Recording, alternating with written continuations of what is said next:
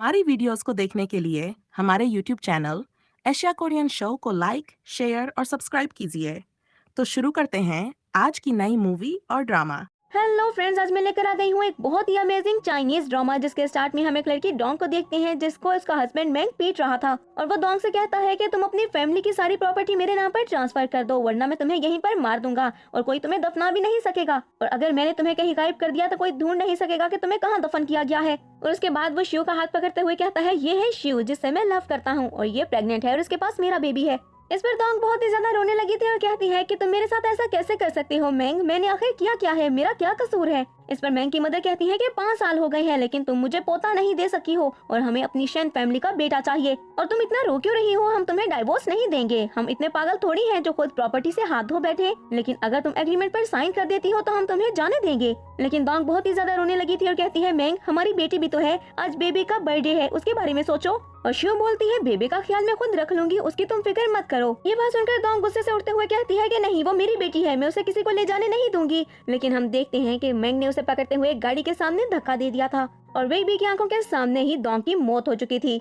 Next scene में हम मूरोंग को देखते हैं जो कि डोंग की ट्विन सिस्टर थी और वो अपनी मार्शल आर्ट्स प्रैक्टिस कर रही थी। अपनी प्रैक्टिस को एंड करने के बाद वो किचन में आती है और कुक का बनाया हुआ वो कहवा पीते हुए कहती है कि ये बहुत अच्छा है और फिर वो वहाँ से बाहर चली गई थी और बाहर ही उसका असिस्टेंट बैठा हुआ था जो कि कहता है मिस हम आपकी बहन को ढूंढ चुके हैं लेकिन हमें अभी ये खबर पता चली है कि उसकी डेथ हो चुकी है। मूरोंग को ये सुनकर बहुत ही ज्यादा गुस्सा आ चुका था और दूसरी तरफ हम फैंग को देखते हैं जो कि शिव के साथ था और शिव कहती है कितना मजा आएगा जब डोंग की प्रॉपर्टी अब मेरी होगी, मैं उसके घर में रह सकती हूँ, उसकी गाड़ी को यूज कर सकती हूँ, उसका खाना खा सकती हूँ। और मैंग हंसते हुए कहता है कि उसका हस्बैंड भी अब तुम्हारा है और ये कहकर वो दोनों ही हंसने लगे थे। कुछ टाइम के बाद हम डोंग के फ्यूनरल पर सबको जमा होते देखते हैं जहाँ पर मैंग सबके सामने नाटक करता है, रोते हुए कहता है मैं अपनी वाइफ को प्रोटेक्ट नहीं कर सका। इतने में उसकी सिस्टर उसके करीब आती है जिसका नाम चैन था और वो कहती है अरे तुम्हें अपनी बेटी के लिए स्ट्रॉन्ग होना होगा, जो हो गया वो हो गया। और अपनी सिस्टर को देखकर मैंग एक इवल स्माइल देता है और उसके बाद सबको बताता है कि अब से इस प्रॉपर्टी को मैं इनहेरिट करूंगा और इसको मैं ही संभालूंगा। और ये बात सुनकर वहाँ पर बैठे सभी बिजनेसमैन चिल्लाने लगते हैं कि तुम ऐसा कैसे कर सकते हो, तुम डोंग के हस्बैंड थे, उसके भाई तो नहीं, ये प्रॉपर्टी तुम्हें कैसे मिल सकती है, हम ऐसा नहीं होने देंगे। अब तो हमें लगता है कि शायद तुमने इस प्रॉपर्टी के लिए डोंग को मार दिया। ये बात सुनकर शिव गुस्से से खड़े होते हुए कहती है तुम्हारा दिमाग खराब हो गया है क्या, बकवास किए जा रहे हो। लेकिन मैंग शिव को बिठा देता है, कहता है कि अरे मुझे पता था तुम लोग मेरी बात तो नहीं सुनोगे, इसलिए मेरे पास एविडेंस है। मरने से पहले डोंग ने अपनी सारी प्रॉपर्टी मेरे नाम पर ट्रांसफर कर दी थी। अब मैंग भी उस डॉक्यूमेंट पर साइन करने ही वाला था कि इतने में हम एक पर्सन को देखते हैं जो कि गुस्से से खड़े होते हुए बोलता है ऐसा हो ही नहीं सकता, मैं मिस डोंग को बहुत ही अच्छे तरीके से जानता हूँ, वो कभी भी ऐसी कोई भी विश नहीं करेगी और ना ही ऐसे कोई डॉक्यूमेंट्स बनवाएगी। इस पर शिव कहती है कि तुम्हारा क्या मतलब है, तुम क्या कहना चाहती हो कि ये डॉक्यूमेंट्स हमने बनवा लिए हैं। इस पर वो पर्सन कहता है कि मैं बता रहा हूँ कि मिस डोंग ऐसा कभी भी नहीं करेंगी क्योंकि ये एक चीटर है। और वहाँ पर बैठी एक लेडी भी कहती है कि मैं जानती हूँ शिव प्रेग्नेंट है और उसके पास मैंग का बेबी है और मुझे तो लगता है इन दोनों ने मिलकर ही डोंग को मार दिया है ताकि उसकी प्रॉपर्टी को हासिल कर सके। लेकिन हम चैन को देखते हैं जो कि खड़ी हो चुकी थी और कहती है कि इंसान को हमेशा बात एविडेंस पर करनी चाहिए, हमारे पास तो एविडेंस है, आपके पास क्या एविडेंस है। इस पर वो पर्सन बड़ी चुप हो चुका था और कहता है मेरे पास कोई भी एविडेंस नहीं है। और मैंग तो और भी ज्यादा चालाकी करने लगता है और कहता है कि अब इस प्रॉपर्टी में तुम सबका कोई भी शेयर नहीं रहेगा, ना ही कंपनी में। मैं जानता हूँ तुम सब इस कंपनी को इनहेरिट करना चाहते हो, इसीलिए ये सब कुछ कर रहे हो। अब मैंग धक्के देकर बई को वहाँ से बाहर निकलवा देता है। कितने में दरवाजा फिर से खुलता है, वहाँ पर मूरोंग आ चुकी थी। मूरोंग आते हुए कहती है कि ओह यहाँ पर तो मेरा फ्यूनरल चल रहा है और बताया जा रहा है कि मैंने कोई विश भी की थी, लेकिन मैं तो जिंदा हूँ तो फिर मेरी प्रॉपर्टी कोई और कैसे ले सकता है। और मूरोंग को देखकर सभी शॉक रह चुके थे और मैंग उसकी तरफ देखते हुए सोचने लगता है कि क्या सच में ये डोंग ही है। और शिव तो शॉक होते हुए कहती है ये तुम हो, तुम इंसान हो या फिर भूत। जिस पर मूरोंग शिव के करीब आते हुए कहती है क्यों, तुम्हें मुझे देखकर खुशी नहीं हुई क्या, तुम सरप्राइज हो या फिर तुम चाहती ही नहीं थी कि मैं वापस आऊं। अब मैंग भागते हुए उसके करीब आते हुए कहता है नहीं नहीं डोंग, हम तो बहुत ज्यादा खुश हैं कि तुम वापस आ गई, हमारी खुशी का तो कोई ठिकाना ही नहीं है। लेकिन मैंग की मदर खड़े होते हुए कहती है ऐसा कैसे हो सकता है, डोंग मर चुकी है, ये डोंग नहीं हो सकती। तभी मूरोंग उसके करीब जाते हुए कहती है तो आपका मतलब है कि मैं फेक हूँ, ऐसा ही है। इसके बाद वो चीखने लगती है, कहती है कि अगर मैं फेक हूँ तो मुझे बताएं फिर असली डोंग कहाँ पर है। लेकिन शिव कहती है कि ठीक है तुम डोंग हो लेकिन फिर भी यहाँ से दफा हो जाओ क्योंकि यहाँ पर कोई भी तुम्हारी शक्ल नहीं देखना चाहता है। पर मैंग आते ही शिव को थप्पड़ मारते हुए कहता है बकवास बंद कर दो अपनी, फंसाओगी मुझे भी तुम। अब मैंग मूरोंग के करीब जाता है, कहता है कि तुम अपनी जुबान बंद कर लो और यहाँ पर अगर तुमने कोई भी तमाशा करने की कोशिश की तो फिर तुम जानती हो कि तुम्हारे साथ क्या हो सकता है। लेकिन हम मूरोंग को देखते हैं जो सिर्फ स्माइल ही किए जा रही थी। इतने में हम ली को देखते हैं जो कि मूरोंग के हाथ में पहनी हुई रिंग को देखता है। उस रिंग को देखकर वो डर गया था और सोचने लगता है जो मैं सोच रहा हूँ क्या ये वही है, क्या ये मूरोंग है। अब मैंग ली की तरफ देखते हुए कहता है कि जल्दी से यहाँ पर मौजूद सभी लोगों को बाहर निकाल दो। और ली तो बहुत ही ज्यादा घबराया हुआ था और फिर सबको बोलता है सब यहाँ से चले जाओ। जिस पर मूरंग कहती है तुम ऐसा मेरे साथ कर सकते हो? और ली कहता है तुम क्या ही कर लोगी? इस पर मूरंग स्माइल करती है और कहती है चलो देखते हैं। इतने में ली को एक कॉल आ चुकी थी और उसे बोला जाता है कि तुम्हारी हिम्मत कैसे हुई मूरंग के साथ ऐसा करने की। और ली के तो हाथ पैर कांपने लगे थे और कहता है मेरा शक बिल्कुल ठीक था, ये मूरंग ही है। अब मैंग बहुत ही ज्यादा गुस्से में आ चुका था और कहता है ली तुम्हें सुनाई नहीं दे रहा कि मैंने तुम्हें क्या बोला है? जिस पर ली कहता है कि जल्दी से आओ, इन सब लोगों को यहाँ से बाहर निकालो। लेकिन इस लेडी को कोई कुछ भी नहीं कहेगा और ये सुनकर तो मैंग का दिमाग ही खराब हो गया था। मैंग बोलता है कि तुम पागल हो गए हो, तुम मुझे बाहर निकालोगे? हर साल तुम पर इतना पैसा लगाता हूँ मैं। लेकिन ली उसकी कोई बात नहीं सुनता है और अपने गार्ड्स के साथ मिलकर वहाँ से सब लोगों को बाहर निकाल चुका था और वहाँ पर सिर्फ मूरंग ही रह चुकी थी। अब मूरंग डोंग की पिक्चर के पास आती है और कहती है सिस्टर मैं आपसे वादा करती हूँ आपको ढूंढने में तो देर हो ही चुकी है, लेकिन जितना इन लोगों ने आपको सताया है उससे ज्यादा का इनको हिसाब देना होगा, मैं बदला लूंगी। नेक्स्ट सीन में हम ली को देखते हैं जो कि मूरंग फैमिली के पास था और मूरंग का असिस्टेंट उसे बहुत ही ज्यादा टॉर्चर कर रहा था। और ली कहता है मेरी बात का यकीन करें, मैं कभी भी मूरंग को ऑफेंड नहीं करना चाहता था, मुझसे बहुत बड़ी गलती हो गई। इस पर मूरंग का असिस्टेंट कहता है कि जब तक मूरंग की आइडेंटिटी सबसे छुपी रहेगी तुम जिंदा रहोगे और जिस दिन इसकी आइडेंटिटी सबके सामने आ गई अगले दिन का सूरज तुम नहीं देख पाओगे। इस पर ली कहता है हाँ हाँ बिल्कुल ऐसा ही होगा, मैं किसी को नहीं बताऊंगा। और तभी असिस्टेंट कहता है चलो अब बताना शुरू करो कि चैन फैमिली का क्या राज है, मैंग ने आखिर क्या क्या किया था। और ली फर हर बात बताने लगता है। अब मूरंग वहाँ से डोंग के घर पर चली गई थी लेकिन मैंग की मदर उसे देखकर बहुत ही ज्यादा गुस्से में आ गई थी और कहती है कि निकलो यहाँ से। मैंग भी मूरंग के ऊपर गुस्सा करने के लिए आता है लेकिन मूरंग एक थप्पड़ मारकर मैंग को नीचे जमीन पर फेंकती है और उसके बाद उसकी मदर की तरफ देखते हुए कहती है ये घर मेरा है, तुम लोग मुझे यहाँ से निकलने के लिए नहीं बोल सकते। और तुम लोग कितने ज्यादा घटिया लोग हो, मेरा ही दिया हुआ खाते हो, मेरे घर में रह रहे हो और मुझे ही आंखें दिखा रहे हो। और फिर शो की तरफ देखते हुए कहती है कि बहुत मौजें उड़ा ली तुमने, लेकिन अब निकलो यहाँ से, एक वक्त भी मैं तुम्हें यहाँ पर बर्दाश्त नहीं करूंगी और जब तक मैं यहाँ पर हूँ मेरे घर में कदम रखने की कोशिश भी मत करना। और शिव तो अपनी इतनी ज्यादा इंसल्ट करवाकर फौरन से वहाँ से भाग गई थी।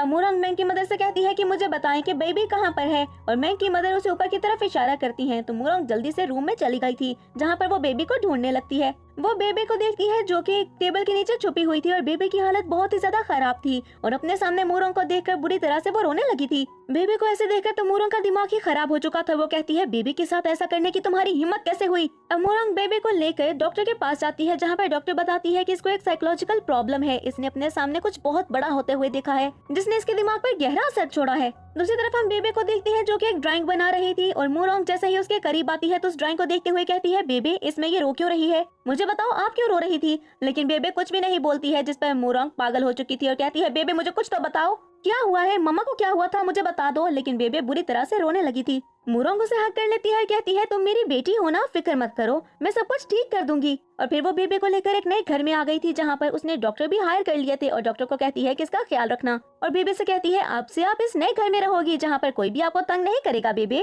और जैसे ही डॉक्टर बेबी को लेकर वहाँ से जाती है तो मूरंग सोचने लगी थी आज से मैं तुम्हारी मदर हूँ, मैं किसी को भी इतनी हिम्मत नहीं दूंगी कि आकर तुम्हें हर्ट कर सके। अब दूसरी तरफ हम मैंग को देखते हैं जो कि पानी से भीगा हुआ था और तभी शूज के पास आती है और कहती है कहीं सच में ये डीमन तो नहीं है जो बदला लेने के लिए वापस आ गई हो। इस पर मैंग कहता है ये डीमन हो गोस्ट हो मुझे कोई फर्क नहीं पड़ता है, जो मेरे रास्ते में आएगा वो मारा जाएगा। नेक्स्ट सीन में हम असिस्टेंट को देखते हैं जो कि सबके नाम अपने सामने रखकर उनके सामने कैंडल चला रहा था और कहता है बहुत जल्द इस फैमिली का फ्यूनरल होने वाला है। इसके बाद हम मैंग को देखते हैं जिसने एक घटिया प्लान बना लिया था और वो चैन के साथ बैठा हुआ था। हमें जैसे ही मैंग का चेहरा दिखाया जाता है तो हमें इस बात का पता चलता है कि मैंग कोई घिनौना प्लान बनाकर ही बैठा हुआ था। तभी चैन कैमरा की तरफ देखते हुए कहती है कि आज हम मैंग से पूछेंगे कि आखिर डोंग की मौत हुई कैसे। इस पर वो कहने लगता है कि उसको साइकोलॉजिकल इशू था, साइकोलॉजिकल डिसऑर्डर की वजह से वो आउट ऑफ कंट्रोल हो जाती थी और अपने इमोशंस को कंट्रोल नहीं कर पाती थी और इसीलिए उसने सुसाइड नोट लिख दिया और उसने दरिया में छलांग लगा दी। मैंने उसको बचाने की बहुत ज्यादा कोशिश की लेकिन मैं उसको बचा नहीं पाया, मैंने तो उसके लिए डॉक्टर्स भी हायर कर लिए थे। इस पर चैन कहती है वो सब तो ठीक है लेकिन फैमिली की सेफ्टी का क्या, अगर उसको साइकोलॉजिकल डिसऑर्डर था तो वो तो किसी को भी हार्म कर सकती थी। और मैंग कहता है वो बहुत ही अच्छी लड़की थी, वो किसी को हार्म नहीं करती थी। और ये कहते हुए वो अपनी नकली बनाई हुई चोट के ऊपर हाथ रखता है और वो बिल्कुल ऐसे ही बैठा हुआ था जैसे कि वो सारी चोटें उसे डोंग की वजह से ही लगी हों। और चैन कहती है इस बात को सुनकर तो पता चलता है कि आप बहुत ही ज्यादा अच्छे हैं मिस्टर। और ये रिपोर्टिंग जैसे ही बाकी सारे लोग सुनते हैं तो वो ये सोचने लगते हैं कि मैंग तो एक मासूम और बेचारा सा इंसान है जिसे उसकी वाइफ पीटती है।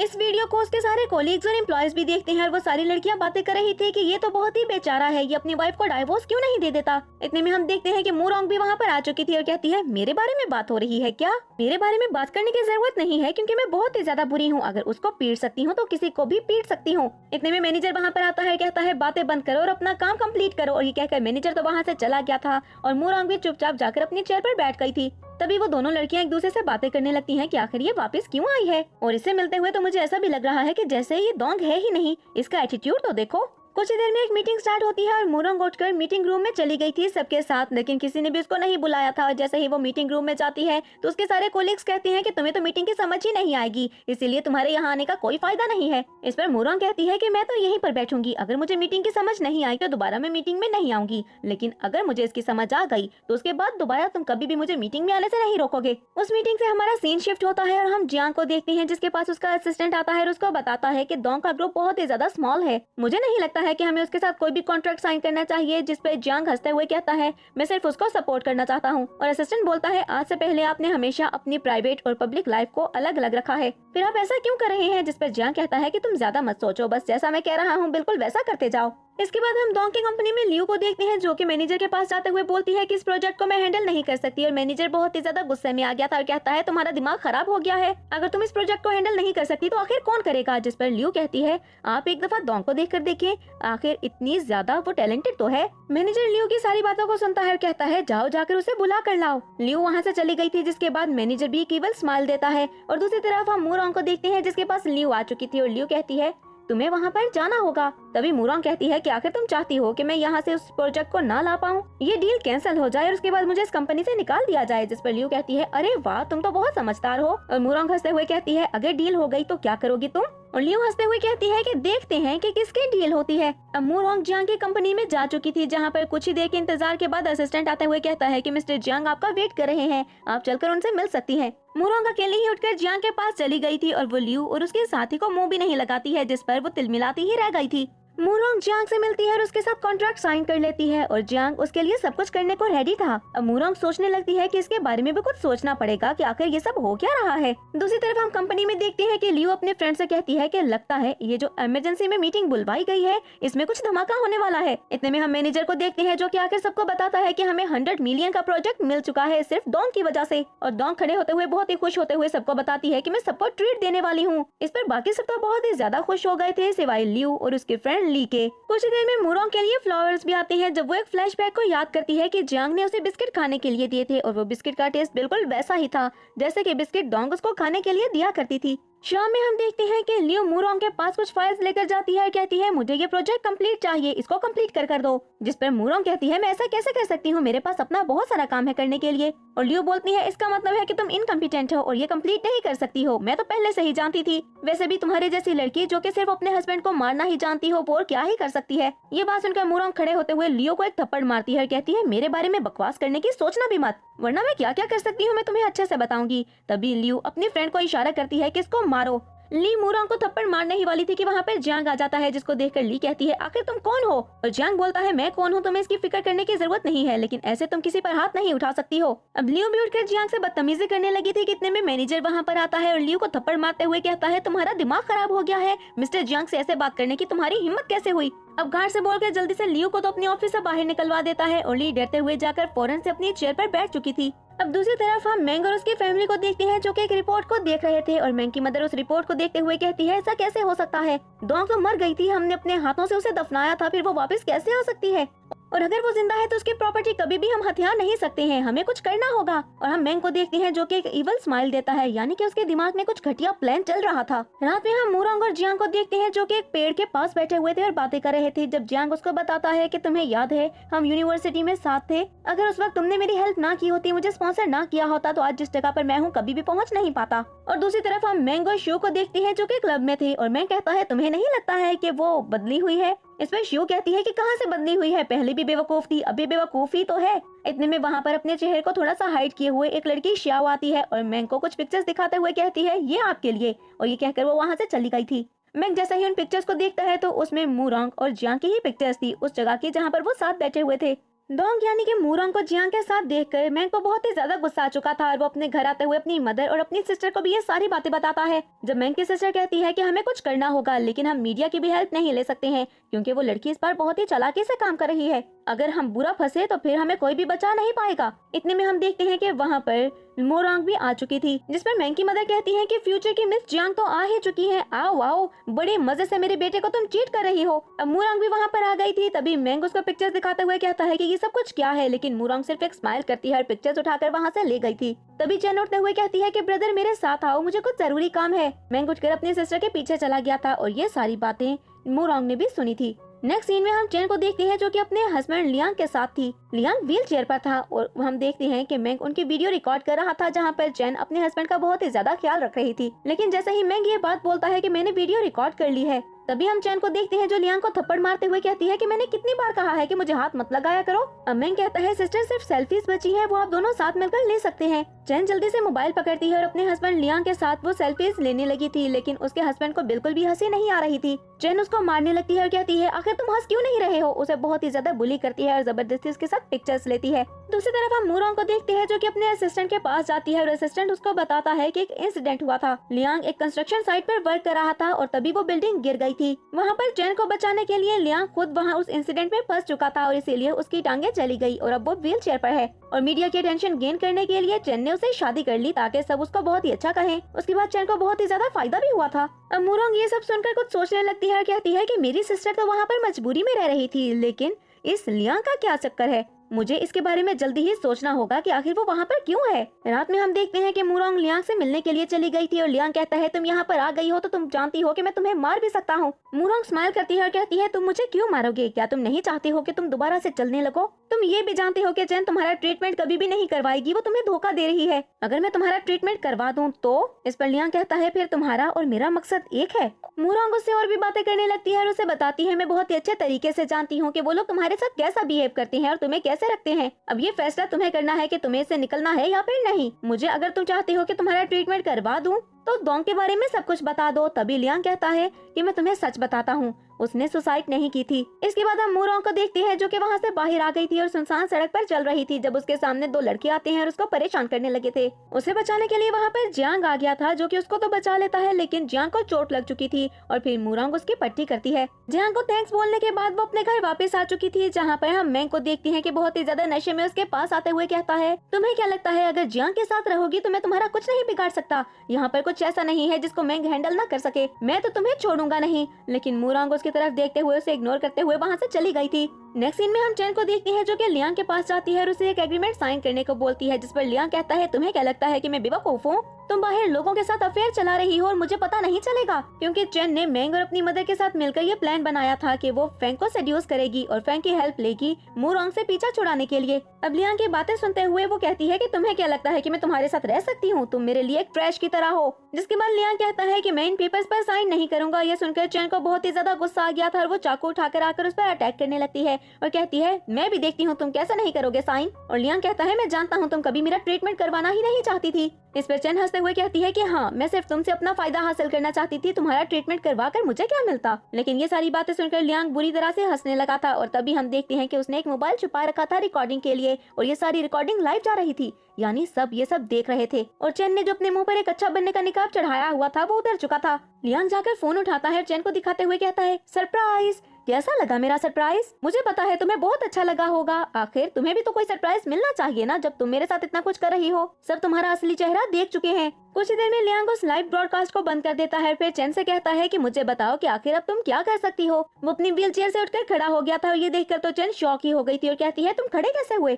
जिस पर लियांग कहता है तुम्हें क्या लगता है कि मैं पूरी जिंदगी उस व्हील चेयर पर गुजार देता, तुम मुझे बताओ कि आखिर मेरा पैसा तुम वापस कब करोगी। जिस पर चैन कहती है तुम जैसे कहोगे मैं बिल्कुल वैसा ही करूंगी, तुम मेरे साथ जो करना चाहते हो कर सकते हो। इस पर लियांग कहता है तुम्हें तो मैं छोड़ूंगा नहीं। नेक्स्ट मॉर्निंग हम चैन की कोलीग्स को ही देखते हैं जो कि उसकी वीडियो को देख रही थी और सोचती हैं हमने तो सोचा था हमारी होस्ट बहुत ही ज्यादा अच्छी है, आखिर इसको इतने सारे अवार्ड मिले थे और सबके सामने कैसे नाटक करती है जैसे ये सती सवित्री है। इतने में चैन भी वहाँ पर आकर बैठ गई थी तो वो दोनों कोलीग्स फौरन से उठकर वहाँ से भाग जाती हैं और चैन के बॉस उसके पास आते हुए कहते हैं चैन आखिर ये सब कुछ क्या है। जिस पर चैन कहती है सर ये सिर्फ एक मिसअंडरस्टैंडिंग है, मेरी बात का यकीन करें ऐसा कुछ भी नहीं है। लेकिन चैन के बॉस बहुत ही ज्यादा गुस्से में थे और कहते हैं कि मैं तुम्हें अब मजीद काम नहीं दे सकता हूँ, तुम्हारी वजह से तो मेरी रेपुटेशन भी खराब हो रही है। नेक्स्ट सीन में हम चैन को देखते हैं जो कि रोते हुए फैंग के पास चली गई थी और फैंग से कहती है कि प्लीज मेरी हेल्प करो वरना मैं बर्बाद हो जाऊंगी। और फैंग कहता है कि तुम्हारी हेल्प करने से मुझे क्या फायदा होगा। और ये बात सुनते हुए तो चैन के फेस पर एक स्माइल आती है और वो उसके साथ भी नाइट स्पेंड करने के लिए रेडी हो चुकी थी। जबकि दूसरी तरफ हम मूरॉन्ग को देखते हैं जो कि अपने असिस्टेंट के साथ थी और असिस्टेंट हंसते हुए कहता है चैन तुम तो बर्बाद हो चुकी हो। और फिर असिस्टेंट मूरॉन्ग से कहता है कि अब हमें नेक्स्ट क्या करना है, जिस पर मूरॉन्ग कहती है कि हमारा नेक्स्ट टारगेट है फैंग। रात में हम फैंग और शैन को एक साथ पार्टी में बैठा हुआ देखते हैं जहां पर फैंग ये अनाउंस करता है कि शैन मेरे भाइयों की तरह है और अब से मैं अनाउंस करता हूं कि ये मेरा ऑफिशियल पार्टनर भी है। और ये सारी बातें करने के बाद फैंग और मैंग एक घटिया प्लान भी बनाते हैं। कुछ ही टाइम बाद हम देखते हैं कि जियांग ग्रुप का खाना खाने की वजह से बहुत सारे लोग बीमार हो चुके थे, लेकिन इसके पीछे क्या राज था कोई नहीं जानता था। मीडिया में सिर्फ एक यही बात फैली हुई थी कि सभी लोग बीमार हो चुके हैं और सब लोग ये बोल रहे थे कि हम जियांग ग्रुप का खाना कभी भी नहीं खाएंगे। जियांग ग्रुप एक धोखेबाज है जिसने गलत खाना खिलाकर हमारे बच्चों को बीमार कर दिया। मीडिया का बहुत ही ज्यादा प्रेशर था और तभी हम जियांग और उसके असिस्टेंट को देखते हैं जो कि मीडिया को जवाब दे रहे थे और असिस्टेंट कहता है कि इन्वेस्टिगेशन जारी है, अभी हम भी नहीं जानते हैं कि ऐसा क्यों हुआ है और किसने ये सब कुछ किया है। अब हम चेंग को देखते हैं जो कि वहाँ पर रिपोर्टिंग कर रही थी और वो कहती है इसका क्या मतलब है कि जियांग को यही नहीं पता कि उसकी कंपनी में हो क्या रहा है, आखिर को इतना इरिस्पॉन्सिबल कैसे हो सकता है इतने बड़े ओहदे पर होने के बाद भी। और असिस्टेंट कहता है कि हमें सच में नहीं पता कि ऐसा क्यों हुआ है, जबकि हम हर चीज को बहुत ही ज्यादा श्योरिटी के बाद बनाते हैं, लेकिन बहुत जल्द हम इसके बारे में पता लगा लेंगे। लेकिन चैन तो उनको बर्बाद करने के चक्रों में थी। अब असिस्टेंट उन सबको आंसर करने की कोशिश करता है, लेकिन जब उसको इस बात का एहसास हो गया था कि वो उनको हैंडल नहीं कर पाएगा तो वो जियांग का हाथ पकड़ता है और फिर वो मीडिया से बोलता है कि बहुत जल्द हम आपको आंसर करेंगे। और जियांग को लेकर फौरन से वहाँ से निकल गया था क्योंकि वो जानता था कि वो मीडिया को हैंडल नहीं कर पाएगा। नेक्स्ट सीन में हम असिस्टेंट को देखते हैं जो कि बहुत ही ज्यादा गुस्से में था और फिर वो जियांग से कहता है कि आखिर ऐसा कैसे हो सकता है। लेकिन हम जियांग को देखते हैं जो कि काम था और फिर वो असिस्टेंट से कहता है मुझे बताओ क्या तुम्हें पता चला कि ये सब किया किसने है। जिस पर असिस्टेंट कहता है नहीं सर, लेकिन मुझे लगता है। ये कहकर वो चुप हो चुका था और जियांग कहता है बोल भी दो क्या लगता है तुम्हें। और असिस्टेंट कहता है मुझे लगता है कि शैन और फैंग फैमिली मिल चुके हैं, ये सब फैंग और मैंग ने मिलकर किया है हमें बर्बाद करने के लिए।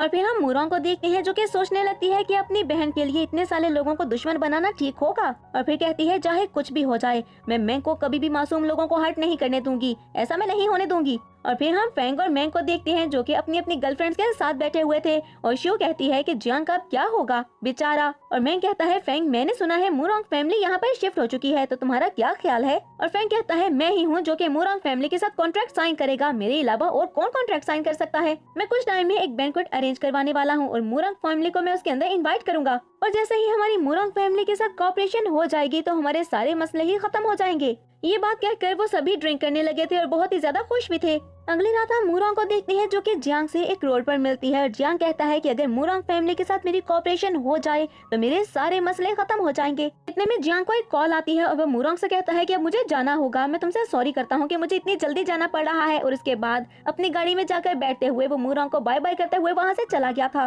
उसके जाने के बाद मूरॉन्ग को एहसास होता है कि उसके पीछे कोई है और वो लड़की इससे पहले कि मूरॉन्ग के ऊपर अटैक कर पाती, मूरॉन्ग ने उसके अटैक को डॉज कर दिया था। उन दोनों के बीच में फाइट होने लगी थी और तभी हम उस लड़की शाओ को देखते हैं जो कि चाकू से मूरॉन्ग के ऊपर अटैक करने ही वाली थी कि मूरॉन्ग उसका हाथ पकड़ लेती है। चाकू को वो शाओ के गले पर रखते हुए कहती है कि आखिर तुम क्या चाहती हो और मुझसे मिलने के लिए क्यों आई हो, वो भी अकेले। मैं जानती हूँ कि फैंग की तुम काम करने वाली हो और तुम आजकल शैन फैमिली के साथ भी हो। जिस पर शाओ कहती है कि मैं जानती हूँ तुम्हारी बहन कहाँ पर है और ये कहकर वो मूरॉन्ग को उस जगह पर ले गई थी जहाँ पर डोंग की बॉडी थी। मूरॉन्ग जैसे ही अपनी सिस्टर को देखती है तो बहुत ही ज्यादा इमोशनल हो चुकी थी और फिर वो कहती है मुझे बताओ तुम्हें इसके बारे में कैसे पता। और शाओ कहती है कि फैंग ने मुझे कहा था मैंग के ऊपर नजर रखने के लिए और जैसे ही मैंने उसके ऊपर नजर रखी तो मैंने ये देखा। ये सारी बातें पूछने के बाद वो पूछती है कि अच्छा बताओ तुम मेरी हेल्प क्यों करना चाहती हो, आखिर यहाँ पर मेरी हेल्प करने के लिए क्यों आई हो। इस पर शाओ कहती है इसलिए क्योंकि तुम्हें भी बदला लेना है और मुझे भी बदला लेना है। मूरॉन्ग हैरान होते हुए उसकी तरफ देखते हुए पूछती है बदला, किस चीज का बदला। शाओ रोते हुए बताने लगती है कि मेरी सिस्टर फैंग के पास काम करती थी, लेकिन जब उसकी कंपनी में लॉस हुआ तो उसने मेरी सिस्टर को अपना मिस्ट्रेस बना लिया। उसने मेरी सिस्टर से वादा किया कि वो मेरी सिस्टर को पैसे देगा, लेकिन ऐसा नहीं हुआ।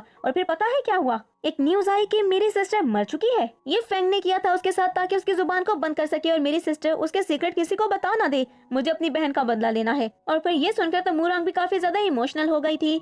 शाओ उसे कुछ एविडेंस दिखाते हुए कहती है कि ये एविडेंस मेरे पास है और इसके अलावा भी मेरे पास और बहुत से एविडेंस हैं जो कि ये साबित कर सकते हैं कि फैंग ने क्या घटिया काम किए हैं। मैं हर चीज साबित करने के लिए रेडी हूँ और तुम्हारी हेल्प करने के लिए भी। और मूरोंग ये सुनकर शॉक भी रह गई थी। मूरोंग कुछ भी नहीं बोलती है जब शाओ कहती है कि मैं बहुत टाइम से किसी को ढूंढ रही थी जो कि मेरी हेल्प कर सके, लेकिन यहाँ पर सब बिक जाते थे। लेकिन जब मैंने तुम्हें देखा तो मैंने सोचा कि तुम वो हो जिससे मैं हेल्प मांग सकती हूँ, तुम हो जो कि मेरी हेल्प कर सकती है। और मूरोंग उसके फेस पर हाथ रखते हुए कहती है, फिक्र मत करो शाओ, मैं बदला लूंगी और तुम्हारी हेल्प जरूर करूंगी। फेंग ने जो तुम्हारी सिस्टर के साथ किया उसे उसका हिसाब देना होगा।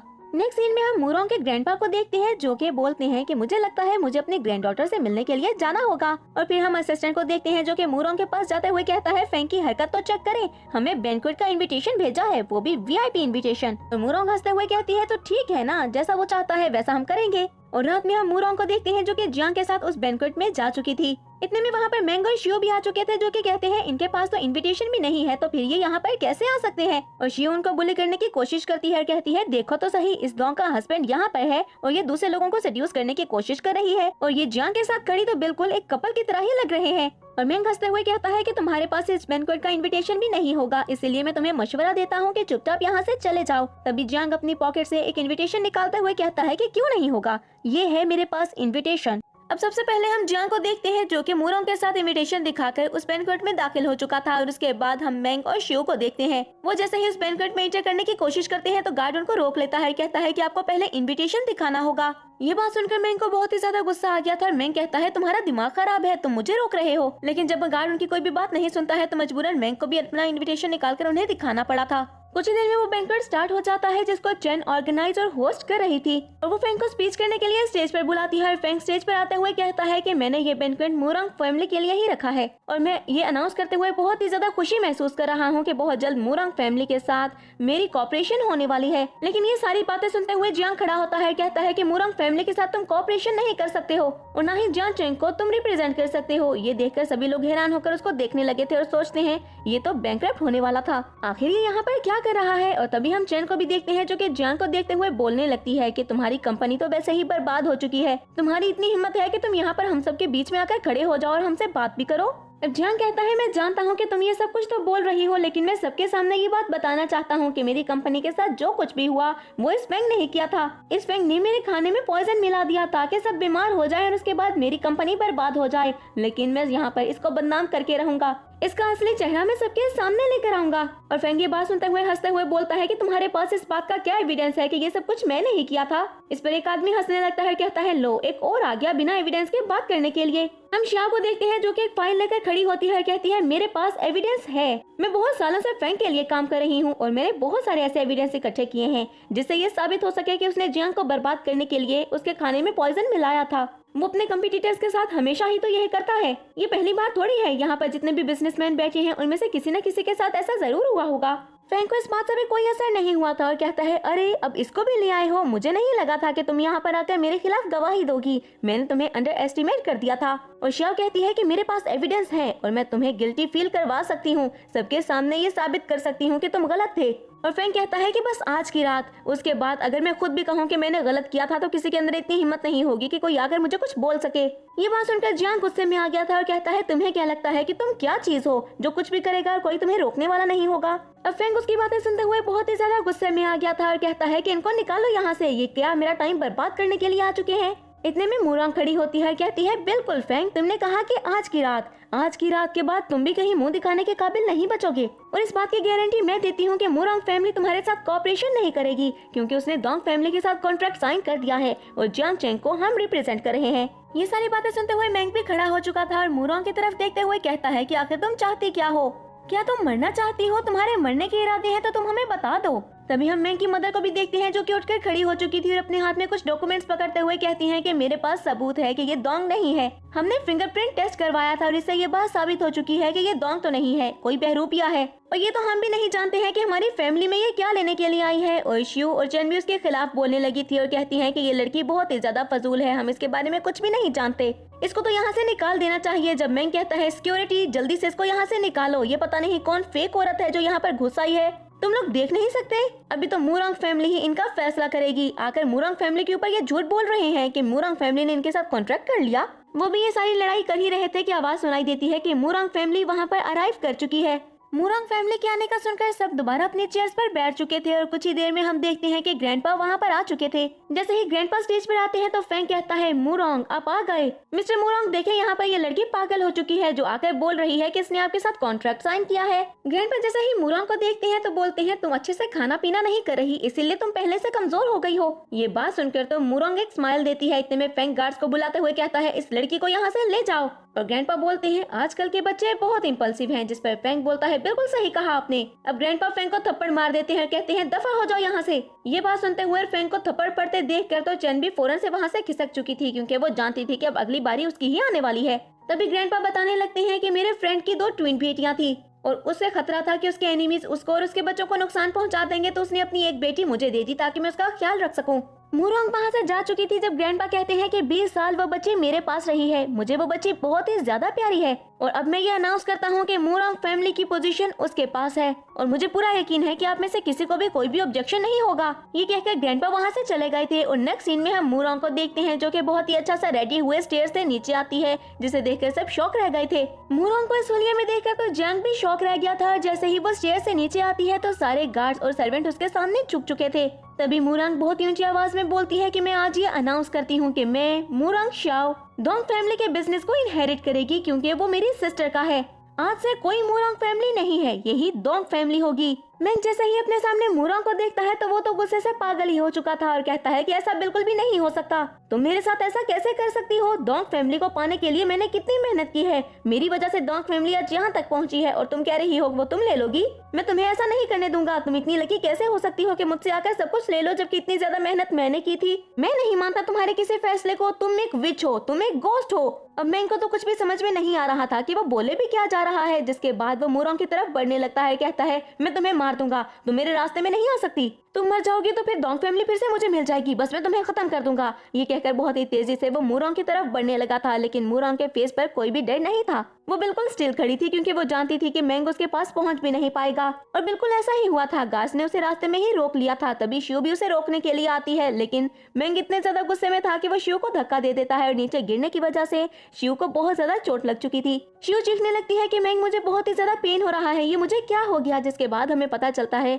कि शिव का मिसकैरेज हो चुका था। कुछ टाइम बाद हम मैंग, उसकी मदर और उसके सिस्टर चैन को देखते हैं जो कि उस घर को छोड़कर और शिव को छोड़कर जा रहे थे। जब शिव, जिसे चला भी नहीं जा रहा था, बहुत ही मुश्किल से उनको रोकते हुए कहती है, मेरी बात तो सुने, प्लीज ऐसा मत करिए, मुझे ऐसे छोड़कर मत जाएं। जब मैंग की मदर उसे थप्पड़ मारते हुए कहती है कि तुम्हारी हिम्मत कैसे हुई हमें रोकने की? एक बेबी को तो तुम प्रोटेक्ट कर नहीं सकी, हमारी यही तो आखिरी निशानी था और तुम कहती हो हम तुम्हारी बात सुने? निकल जाओ यहाँ से और हमारी नजरों के सामने दोबारा मत आना। शिव उनको रोकने की बहुत कोशिश करती है, लेकिन जब वो उनकी कोई बात नहीं सुनती है तो शिव भागते हुए जाकर चैन का हाथ पकड़ते हुए बोलती है, सिस्टर आप तो मेरी बात सुने, देखिए मुझे ऐसे छोड़कर मत जाएं, मुझे एक दफा माफ कर दें। जिस पर चैन उसे धक्का देते हुए बोलती है, ये सब कुछ तुम्हारी वजह से हुआ है, हमने तुम्हारा साथ दिया और हम बर्बाद हो गए। तभी मैंग की मदर भी कहती है, बिल्कुल इसकी वजह से मैंने अपनी बहू को इग्नोर कर दिया और देखो आज हम कहाँ पहुँच गए हैं इसकी वजह से। अब शिव को जब ये लगता है कि वो उसको भी नहीं रोक पाएगी तो जल्दी से वो मैंग को आवाजें देने लगती है, लेकिन मैंग भी उसकी कोई भी बात नहीं सुनता और फिर चैन उसे मारने लगती है और बहुत ज्यादा मारने के बाद उसे धक्का देकर वो सब वहाँ से जा चुके थे और शिव वहीं पर बैठी रोती रह गई थी। नेक्स्ट सीन में हम जियांग को देखते हैं जो कि मूरंग के साथ बार में बैठा हुआ था और तभी कहता है कि अरे वाह, मैं इतना बेवकूफ था कि पहचान ही नहीं पाया कि तुम मूरंग हो, मुझे तो लगा था कि तुम डोंग हो। और उस दिन जो मैंने वो पीच केक खाने के लिए दिया था वो मूरंग हमेशा मेरे लिए लाया करती थी, लेकिन तब भी मैंने नोटिस नहीं किया कि तुम्हारा बिहेवियर अजीब है। इस पर मूरंग भी सब कुछ याद करने लगती है, कहती है कि मेरी सिस्टर जब मैं छोटी थी हमेशा मेरे लिए पीच केक लाया करती थी और मैं बहुत शौक से खाती थी, लेकिन जब मेरी सिस्टर मुझे छोड़ के गई तो उसके बाद मैंने पीच केक खाना छोड़ दिया। लेकिन उस दिन जब तुमने मुझे पीच केक खाने के लिए दिया तब मुझे ऐसा लगा कि जैसे मेरी सिस्टर ने ही मुझे तुम्हारे पास भेजा है। जियांग, मुझे एक बात बताओ, क्या तुम मुझे लाइक करते हो या फिर अभी भी तुम मेरी सिस्टर को ही लाइक करते हो? इस पर जियांग कहने लगता है कि जब मैं छोटा था तो मेरी फैमिली बहुत ही ज्यादा पुअर थी, लेकिन तब मेरी जिंदगी में एक लड़की आई जो कि हमेशा मेरी हेल्प किया करती थी। उसने हमेशा मुझे स्कूल जाने के लिए फीस भी दी और तब मैंने सोच लिया था कि मैं बहुत मेहनत करूंगा और एक बहुत ही बड़ा इंसान बन जाऊंगा ताकि मैं उसके एहसानों का बदला उसे चुका सकूं। और इतने सालों बाद अब जब मुझे ये मौका मिला तो मुझे पता चला कि वो जा चुकी है, अब मैं उसे कभी देख भी नहीं सकता।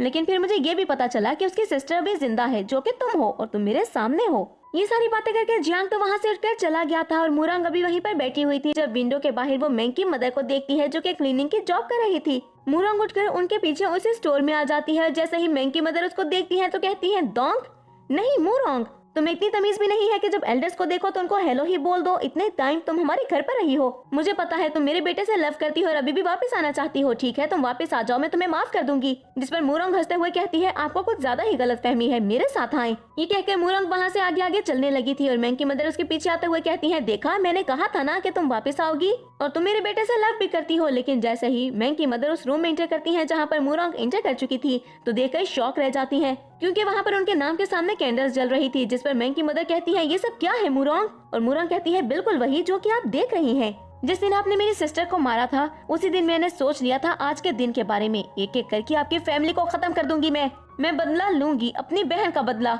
इस पर मैंग की मदर हान कहती है कि इसमें हमारा कोई भी कसूर नहीं है, हमने तो कुछ भी नहीं किया, तुम्हारी सिस्टर खुद ही मर गई थी। और तभी मूरंग उनको अपनी सिस्टर का फोन दिखाते हुए कहती है कि ये है मेरी सिस्टर का मोबाइल फोन और इसके अंदर सारे एविडेंस रिकॉर्ड हैं कि कैसे मेरी सिस्टर को तुम सब बुले किया करते थे और अब मुझे तो बदला चाहिए। मैं तुम सबको वहीं पर दफनाऊंगी जहां पर मेरी सिस्टर को दफनाया गया था। ये बात सुनकर मिस हान तो वहीं जमीन पर बैठकर चीखने लगती है। ऐसा लग रहा था कि मिस हान पागल हो चुकी है। और नेक्स्ट सीन में हम चैन को देखते हैं जो कि चाकू लेकर फैंग के पास जा चुकी थी और फैंग कोई चीज जला रहा था। जब वो कहती है, मुझे बताओ मेरी पिक्चर्स कहाँ पर है, तुम मजीद मुझे ब्लैकमेल नहीं कर सकते हो। इस पर फैंग कहता है, सिर्फ पिक्चर्स के लिए तुम भागी भागी यहाँ पर चली आई, ये देखो वो तो मैंने जला दी। इस पर चैन उसे चाकू दिखाते हुए कहती है कि मेरे साथ ट्रिक्स मत खेलो, मैं तुम्हें जान से मार दूंगी। ये बात सुनते हुए फैंग उसके करीब जाता है, कहता है, ओह तो ऐसी बात है, तुम मुझे जान से मारोगी।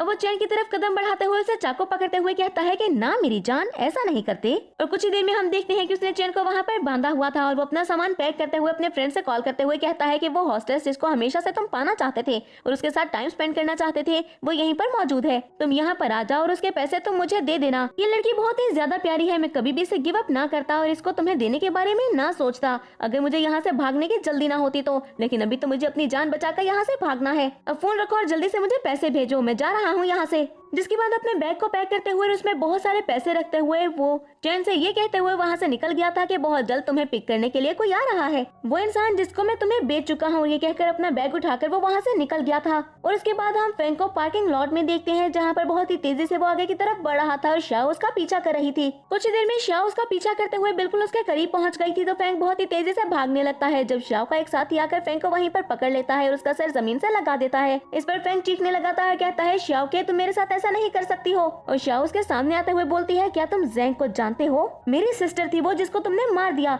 इस पर फैंग कहता है, अच्छा देखो मुझसे गलती हो गई, मैं तुम्हें पैसे दे देता हूँ ना, तुम पैसे ले लो। लेकिन शाओ उसकी कोई भी बात नहीं सुनने वाली थी। और नेक्स्ट सीन में हम मैंग को देखते हैं जो कि क्लब में बैठा बहुत ही ज्यादा ड्रिंक कर रहा था, बिल्कुल पागल हो चुका था वो। इतने में मैंग के पास दो आदमी आते हैं जो कि मैंग को वहाँ से उठकर जाने के लिए बोलते हैं, लेकिन मैंग उसकी कोई भी बात नहीं सुनता और उन दोनों आदमियों से बदतमीजी करने लगता है। जिस पर वो दोनों आदमी मैंग की बहुत ही अच्छी धुलाई करते हैं और फिर धक्के देकर उस क्लब से उसे बाहर निकाल दिया था। और फिर हम शियो को देखते हैं जो कि एक बार डांसर बन चुकी थी। वो मैंग की बहुत ज्यादा पिटाई होता देखकर वो उसके पीछे आती है, लेकिन तब तक तो बहुत देर हो चुकी थी और मैंग बुरी तरह से पिट चुका था। उसके चेहरे पर सिर्फ चोटों के ही निशान थे। एक वक्त वो था जब डोंग पर इल्जाम लगाने के लिए उसने अपने फेस पर नकली चोटें बनाई थी और अब उसके फेस पर सिर्फ चोटें ही थी। अब शियो मैंग से बोलती है कि मैंने कभी सोचा भी नहीं था, हमें ये दिन देखना पड़ेगा। जिस पर मैंग कहता है, ये सब कुछ उस मूरंग की वजह से हुआ है, मैं इसको छोड़ूंगा नहीं। और शियो कहती है, हम क्या करेंगे, मेरे पास एक आइडिया है। जैसे राजा की जान तोते में होती है वैसे ही इस मूरंग की जान बेबे में है। ये बात सुनते हुए मैंग भी उस फ्लैशबैक को याद करता है जब वो बार बार बेबे के बारे में पूछ रही थी। और मैंग कहता है, हाँ अब मुझे कुछ करना होगा। कितना घटिया इंसान था जो कि अपनी ही बेटी के बारे में ये बोल रहा था कि वो उसको कुछ कर सकता है। कुछ टाइम बाद हम मैंग को देखते हैं जो कि बेबी का पता लगा चुका था कि वो कहाँ पर है और बेबी एक रोड पर चल रही थी जब मैंग उसको किडनैप करके ले जाता है और बेबी के हाथ में जो टेडी पकड़ा हुआ था वही जमीन पर गिर चुका था। अब मूरंग और डॉक्टर जैसे ही बेबी को ढूंढते हुए वहाँ पर आती हैं तो मूरंग को वो टेडी मिलता है जिसमें कुछ रिकॉर्डिंग चल रही थी। उसमें सबसे पहले तो बेबी की बर्थडे विशेष थी, लेकिन उसके बाद वो सारी रिकॉर्डिंग थी जो कि बेबी ने अपनी आंखों से देखी थी। बेबी की ग्रैंडमा की वो सारी बातें जो कि मरने से पहले उन्होंने डोंग को बोली थी और जिसके बाद उन्होंने डोंग को मार दिया था। यानी कि मूरंग को एविडेंस मिल चुका था कि किसने उसकी बहन को मारा है। उस रिकॉर्डिंग को सुनते हुए मूरंग बुरी तरह से रोने लगी थी कि इतने में उसे शियो की कॉल आती है और कहती है, बेबी मेरे पास है, अगर तुम बेबी को जिंदा देखना चाहती हो तो एक बात याद रखो कि मुझे 5 मिलियन चाहिए। नहीं 5 नहीं 50, नहीं 50 भी कम है, मुझे 500 मिलियन चाहिए। एक बात याद रखना कि तुम्हारी मूरंग फैमिली के लिए तो ये पैसे कुछ भी नहीं है, लेकिन अगर तुमने ये पैसे ना देने का फैसला किया तो बेबी मेरे हाथों मारी जाएगी और उसके बाद वो तुम्हें कभी भी वापस नहीं मिलेगी, ये सोच लेना। इस पर मूरंग कहती है कि मैं आ रही हूँ पैसे लेकर, लेकिन बेबी को कुछ मत करना क्योंकि अगर तुमने उसको कुछ भी करने की कोशिश की तो मेरे हाथों से सबसे पहले तुम मरोगी। इस पर शियो कहती है कि हाँ ये तो बहुत अच्छी बात है, तो फिर अकेले आना, रात में हम देखते हैं कि मूरोंग पैसों वाला बैग लेकर उस जगह पर पहुंच चुकी थी जहां पर शिव ने उसे आने के लिए बोला था। मूरोंग अपने चारों तरफ देखती है और फिर उसे अपने सामने मैंग नजर आता है। जब वो गुस्से से बैग फेंकते हुए कहती है कि मैंग, तुम इंसान हो या फिर जानवर? कोई अपनी ही बेटी को कैसे किडनैप करवा सकता है? तुम्हारे अंदर इतना जिगरा कहाँ से आया? जिस पर मैंग गुस्से से बोलता है कि मुझे कोई फर्क नहीं पड़ता है कि तुम दोंग हो, मूरोंग हो या फिर बेबे कौन है, मुझे सिर्फ पैसे से मतलब है। इस पर मूरोंग स्माइल करते हुए कहती है कि ये बात तो मैं पहले से ही जानती हूँ, मुझे बताओ कि बेबे कहाँ पर है। शिव कहती है कि तुम जल्दी से ये पैसे वाला बैग हमारे पास ले आओ, तुम्हें बेबे मिल जाएगी। उनकी बातें सुनते हुए मूरोंग वो पैसे वाला बैग उठाती है और स्टेयर्स चढ़कर ऊपर की तरफ जाने लगी थी ताकि उनके करीब जा सके। जैसे ही वो ऊपर वाले फ्लोर पर जाती है तो वहाँ पर बेबे को देखती है जिसके मुंह पर टेप लगाई गई थी और उसको चेयर से बांधा गया था। और मैंग हंसते हुए कहता है कि मैंने सोचा भी नहीं था कि तुम यहाँ पर अकेले आने की हिम्मत भी करोगी। और मैंग के कहने पर वहाँ पर बहुत सारे गुंडे आ चुके थे जो कि मूरोंग के ऊपर अटैक करते हैं, लेकिन इतने में वहाँ पर जियांग भी आ चुका था जो कि मूरोंग की हेल्प करता है। अब कुछ ही देर में वो मार मार के सारे गुंडों का ही भरता बना देते हैं और उसके बाद वो मैंग की तरफ देखते हैं। जब मैंग कहता है तुम्हें छोड़ूंगा नहीं, ये कहकर मैंग वहाँ से भागने लगा था और शिव भी उसके साथ भागती है और जियांग भागते हुए जाकर बेबे को खोलता है और बेबे को खोलने के बाद उसने बेबे को हक कर लिया था। और हम मूरोंग को देखते हैं जो कि मैंग और शिव के पीछे गई थी और जैसे ही मैंग और शिव के पास भागने का कोई भी रास्ता नहीं बचता है तो शिव कहती है प्लीज मैंग को कुछ भी मत कहो, सारी गलती मेरी है, मैंने सब कुछ गलत किया था, इसने कुछ भी नहीं किया। और मैंग जमीन पर बैठते हुए कहता है हाँ ये सही कह रही है, इसने सब कुछ गलत किया था, मेरी कोई मिस्टेक नहीं है। और जल्दी से मूरोंग के पास जाते हुए बोलता है तुम्हें मुझ पर यकीन है ना, प्लीज मुझे माफ कर दो। लेकिन दूसरी तरफ शिव तो शॉक ही रह गई थी कि वो मैंग के लिए क्या कुछ करने की कोशिश कर रही थी और मैंग उसने कितनी जल्दी सारा इल्जाम शिव के सर पर डाल दिया। इस पर शिव चीखते हुए कहती है मैंग तुम मेरे साथ ऐसा कैसे कर सकते हो। ये बात सुनते हुए मैंग उसके करीब जाते हुए कहता है ये सब कुछ तुम्हारी वजह से हुआ है। और शिव उसका गिरबान पकड़ते हुए कहती है तुम्हें मैं नहीं छोड़ूंगी, मैं तो मरूंगी लेकिन तुम मेरे साथ मरोगे। और ये कहकर वो मैंग को भी अपने साथ खींचते हुए नीचे छलांग लगा देती है। और ये देखकर मूरोंग शॉक रह गई थी और फिर सोचती है कि इनका अंजाम यही होना था। इतने में हम जियांग को देखते हैं जो कि बेबे का हाथ पकड़कर उसे वहाँ पर ले आया था। मूरोंग जैसे ही बेबे को देखती है तो फौरन उसके पास आकर उसको हक करते हुए कहती है क्या तुम ठीक हो, जिस पर बेबे कहती है कि मैं बिल्कुल ठीक हूँ। और ये देखकर तो मूरोंग बहुत ही ज्यादा खुश हो गई थी और कहती है बेबे अब तुम बात कर सकती हो। नेक्स्ट सीन में हम चैन को देखते हैं जो कि एक पागल लड़की बन चुकी थी क्योंकि उसने अपने सामने इतना सब कुछ देख लिया था जो कि वो बर्दाश्त नहीं कर पाई थी। वो कभी मूरोंग को ब्लेम करती है, कभी शिव को और कभी मैंग को और कहती है सारी गलती इनकी थी, इनकी वजह से मेरी फैमिली बर्बाद हो गई। और कुछ टाइम के बाद हम बेबे को देखते हैं जो कि अपनी मदर की ग्रेव पर जाती है और जियांग और मूरोंग भी उसके साथ थे। और बेबे बोलती है मम्मा आपको पता है मुझे नई मम्मा मिल गई जो कि बिल्कुल आपके जैसी हैं और आपकी तरह मुझसे प्यार करती हैं। और जियांग कहता है मिस तोंग आप बिल्कुल भी फिक्र मत करें, हम आपकी बेटी का बहुत ख्याल रखेंगे। और फिर जियांग मूरोंग को हक कर लेता है।